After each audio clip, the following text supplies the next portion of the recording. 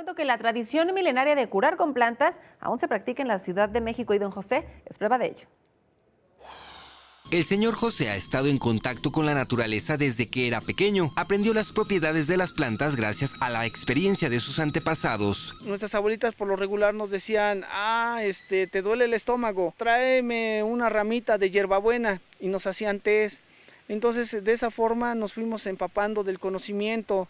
Ya sabíamos que, por ejemplo, el epazote servía para desparasitar a los niños.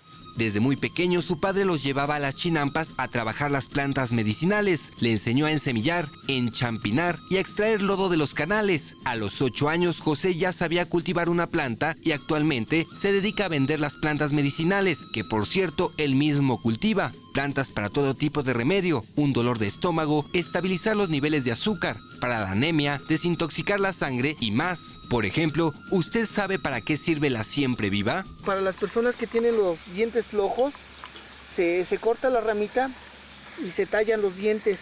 De esa manera fortalecen la dentadura.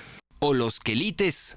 El quelite, los quelites sabemos muy bien que son grandes portadores de hierro.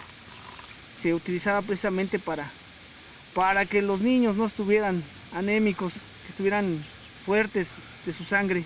Usted puede encontrar y preguntarle por la planta que cure algún mal a don José en el mercado de San Luis Tlaxialtemalco, ubicado en la delegación Xochimilco. Es una satisfacción muy grande saber que uno produce una planta y que posiblemente venga alguien de otra región y se la lleve, y sabemos que se están llevando parte de nuestro trabajo, parte de nuestro esfuerzo, de nuestro conocimiento.